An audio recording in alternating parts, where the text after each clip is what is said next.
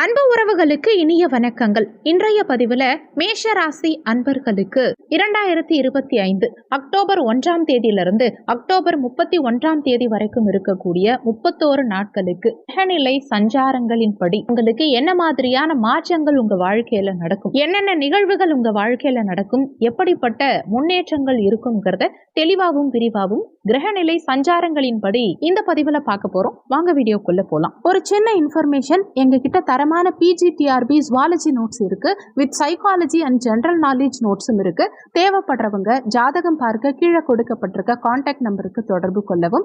முக்கியமான விஷயம், MSc BEd zoology teachers மட்டும் கால் பண்ணுங்க, மற்ற டிபார்ட்மெண்ட் நோட்ஸ் எங்க கிட்ட இல்ல. இந்த மாதத்துல கிரகநிலை சஞ்சாரங்களை பொறுத்த வரைக்கும் மிதுன ராசியில குரு பகவான் சஞ்சாரம் செய்யறார். இதுல எந்த மாற்றமும் இல்லை. ஆனா 18ஆம் தேதி அன்னைக்கு குரு பகவான் அதிசார பெயர்ச்சியாகி கடகராசியில உச்சபலம் பெற்ற நிலையில சஞ்சாரம் செய்வார். அடுத்து சிம்மமனையில சுக்கிரன் கேது இணைவுங்கிறது இருக்கும். அடுத்து சூரியன் புதன் இணைவுங்கிறது கன்னியாமனையில இருக்கும். துலாம் ராசியில செவ்வாய் தனிச்ச நிலையில சஞ்சாரம். அடுத்து கும்பமனையில ராகு பகவானின் சஞ்சாரமும், மீன ராசியில சனி பகவான் வக்ரகதியில சஞ்சாரம் செய்கிறார். இந்த மாதத்தினுடைய பெயர்ச்சியை பொறுத்த வரைக்கும் புதன் 2ஆம் தேதி அன்னைக்கு பெயர்ச்சியாவார். கன்னியா ராசியிலிருந்து பெயர்ச்சியாகி புதன் துலாம் ராசியில சஞ்சாரம் செய்வார். அடுத்து 17ஆம் தேதி சூரியன் பெயர்ச்சியாகி, அதாவது கன்னியா ராசியிலிருந்து துலாம் ராசிக்கு பெயர்ச்சியாகி இங்க செவ்வாய் சூரியன் புதன் 3 கிரக இணைவுங்கிறது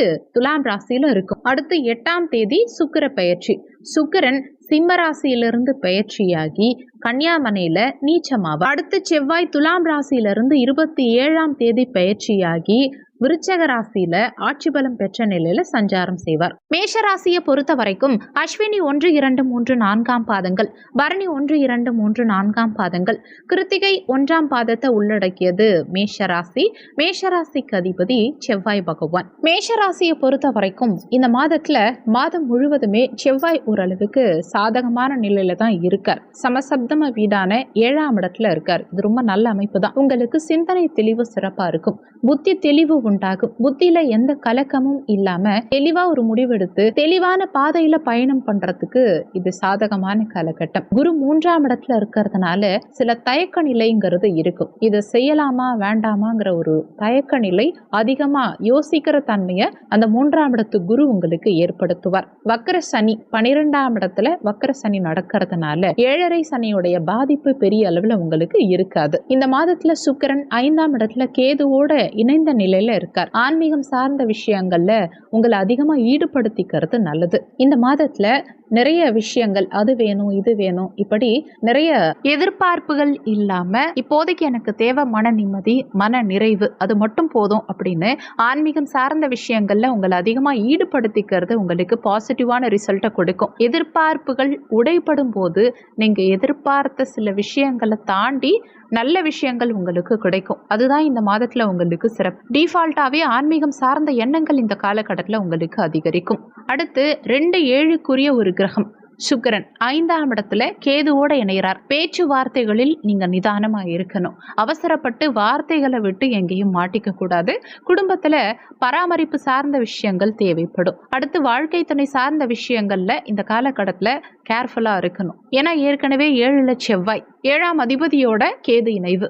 வாழ்க்கை துணை சார்ந்த எண்ணங்கள் இந்த காலகட்டத்தில் அதிகமா வரும். அதே மாதிரி வாழ்க்கை துணையுடைய உடல் ஆரோக்கியத்திலையும் மன ஆரோக்கியத்திலையும் கூடுதல் அக்கறை எடுத்துக்கணும். ஏன்னா இந்த மாதத்துல சுக்கிரன் நீச்சமாக போறார். களத்திர ஸ்தானாதிபதி சுக்கிரன் மாத பிற்பாதியில நீச்சமாக போறார். இந்த அமைப்பு வாழ்க்கை துணையுடைய உடல் ஆரோக்கியம், மன ஆரோக்கியம், இது சார்ந்த எல்லா விஷயங்கள்லையுமே கொஞ்சம் கூடுதல் அக்கறை எடுத்துக்கிறது நல்லது. திருமண முயற்சியை பொறுத்த வரைக்கும் இந்த மாத முதல் 13 நாட்கள் ஓரளவுக்கு நல்லா இருக்கும். இந்த முதல் 13 நாட்களுக்குள்ள திருமண முயற்சிகள் சார்ந்த விஷயங்கள்ல சுப செய்திகளை எதிர்பார்க்கலாம். அப்படி இல்லைனாலும் 13ஆம் தேதிக்கு பிறகு திருமண முயற்சிகளை கொஞ்சம் தள்ளி வைக்கிறது நல்லது. ஏன்னா 7ஆம் அதிபதி சுக்கிரன் நீச்சமாறார். அது அந்த அளவுக்கு பாசிட்டிவான விஷயம் கிடையாது. அதனால 13ஆம் தேதிக்கு பிறகு முக்கியமான முடிவுகள், குறிப்பா திருமணம் சார்ந்த முக்கியமான முடிவுகள், முக்கியமான மாற்றங்கள் இதையெல்லாம் கொஞ்சம் தள்ளி வைக்கிறது நல்லது. அடுத்து குழந்தை பாக்கியம், பிள்ளைகள் சார்ந்த விஷயங்களை பொறுத்த வரைக்கும் 5ல கேது, 7ஆம் அதிபதி நீச்சமாகிற அமைப்பு,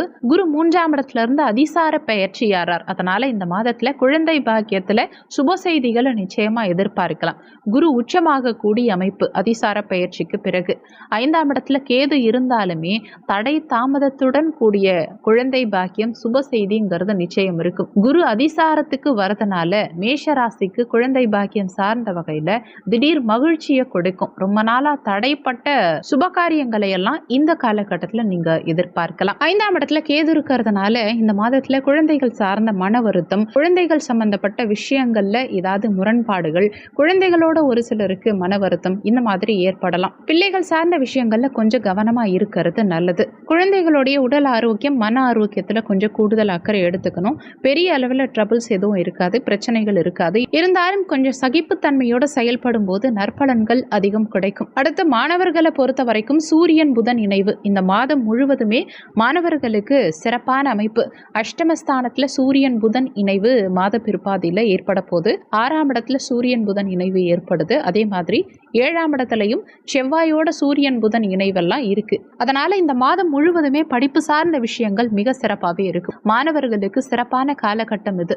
புதாதித்ய யோகம் சிறப்பான அமைப்பு. புதுசா ஒரு விஷயங்களை கத்துக்கிறதுக்கான அமைப்புகள் இருக்கும். நண்பர்கள் சார்ந்த விஷயங்கள்ல ஒரு சில ஏற்றத்தாழ்வுகள் இருந்தாலுமே நண்பர்களால ஆதாயம் இருக்கும். புதிய நண்பர்களுடைய பழக்க வழக்கங்கள் கிடைக்கும். படிப்பு சார்ந்த விஷயங்களுக்கு உங்களுக்கு தேவையான உதவிகள் எல்லாம் உங்க நண்பர்கள் சார்ந்த வகையிலையோ அல்லது குடும்பம் சார்ந்த வகையிலையோ கிடைக்கும். கல்வி சார்ந்த விஷயங்கள்ல ஏற்படக்கூடிய தடை தாமதங்கள் எல்லாம் இந்த காலகட்டத்தில் விலகும். மாணவ மாணவிகளுக்கு நல்ல முன்னேற்றகரமான நிலை இருக்கும். தொழில் உத்தியோகம் சார்ந்த விஷயங்களை பொறுத்த வரைக்கும் 10ஆம் அதிபதியா வரக்கூடிய சனி பகவான் 12ஆம் இடத்துல வக்ரகதியில இருக்கார். குருவும் அதிசார பயிற்சியில இருக்கார். நிறைய பேருக்கு தொழில் உத்தியோகத்துல திடீர் மாற்றங்கள் ஏற்படுறதுக்கு வாய்ப்புகள் உண்டு. பணியிட மாற்றம், உத்தியோகத்தை சேஞ்ச் பண்ணுறது, உத்தியோகத்தை சேஞ்ச் பண்ணணுங்கிற எண்ணம் வர்றது, இதுக்கெல்லாம் வாய்ப்புகள் அதிகம். ஏன்னா செவ்வாயுடைய பார்வைங்கிறது 10ஆம் இடத்துக்கு கிடைக்குது. 10ஆம் அதிபதியும் வக்ரகதி, குரு பகவானும் அதிசாரமாக பயிற்சியாகி கடகத்தில் உச்சமாறார். இந்த காம்பினேஷன்லாம் வரதுனால நிறைய பேருக்கு தொழில் உத்தியோகத்தில் மாற்றம்ங்கிறது ஒரு பெரிய எதிர்பார்ப்பாகவே இருக்கும். ஆனாலும் ஒரு விஷயம் கன்ஃபார்ம் ஆகிறதுக்கு முன்னாடி பழைய விஷயங்களை விட வேண்டாம். ஆல்ரெடி நீங்கள் ஒரு நல்ல வேலையில் இருக்கீங்க அப்படின்னா அதையே கண்டினியூ பண்ணுங்க. அவசரப்பட்டு மாற்றம் பண்ணி தொழில் உத்தியோகத்துல சில ட்ரபிள்ஸ் நீங்களே ஏற்படுத்திக்க வேண்டாம். புதிய வேலை மாற்றணும்னு நினைக்கிறீங்கன்னா இன்னொரு வேலை அமைச்சுக்கிட்டு அதுக்கப்புறமா பழைய வேலையை விடுறது உங்களுக்கு நல்லது. உத்தியோகம் சார்ந்த மாற்றம் சார்ந்த எண்ணங்கள் இந்த காலகட்டத்தில் அதிகமாகவே இருக்கும். சற்று பிரஷரான ஒரு அமைப்பை உத்தியோக ரீதியா கொடுக்கும். தொழில் உத்தியோகம் சார்ந்த விஷயங்கள்ல கொஞ்சம் கவனமா செயல்படுறது உங்களுக்கு நல்லது. பொருளாதாரம் சார்ந்த விஷயங்களை பொறுத்த வரைக்கும் லாபஸ்தானத்து ராகு உங்க தேவைகளை பூர்த்தி செய்யறதுக்கு சிறப்பான காலகட்டம் இது. பெரும்பாலும் பொருளாதாரத்துல எந்தவித ட்ரபிளும் இருக்காது.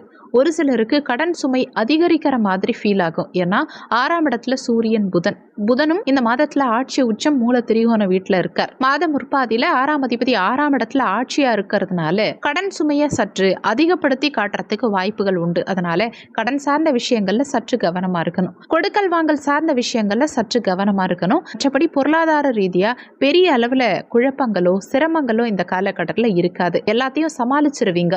சமாளிக்கிறதுக்கான ஒரு கெப்பாசிட்டி இந்த காலகட்டத்தில் உங்களுக்கு நிச்சயமா இருக்கும். உடல் ஆரோக்கியம், மன ஆரோக்கியத்தை பொறுத்த வரைக்கும் 4ஆம் இடத்துக்கு உச்சகுரு வரப்போறார். அதுவும் அதிசாரமா பயிற்சியாக போறார். மன ரீதியா ஒரு சில நிம்மதியான அமைப்புகள் எல்லாம் கிடைக்கும். மனம், உடல் ஆரோக்கியம் இதுலலாம் சற்று ஏற்றத்தாழ்வுகள் இருக்கிறதுக்கு வாய்ப்புகள் உண்டு. ஏன்னா செவ்வாய் 27ஆம் தேதி அஷ்டமஸ்தானத்துல போய் ஆட்சி ஆயிடுவார். லக்னாதிபதி அஷ்டமஸ்தானத்துக்கு போறது கொஞ்சம் சுமாரான அமைப்பு தான். அதே மாதிரி 6ஆம் இடம் இந்த மாதம் முழுவதுமே ஆக்டிவா தான் இருக்கும். ஹெல்த் வைஸ் கொஞ்சம் கூடுதல் அக்கறை எடுத்துக்கணும். உடல் ஆரோக்கியம் சார்ந்த விஷயங்கள்ல நிச்சயமா கூடுதல் அக்கறை எடுத்துக்கணும். ஓவரா யோசிக்கிற தன்மை ஒரு சிலருக்கு இருக்கும்.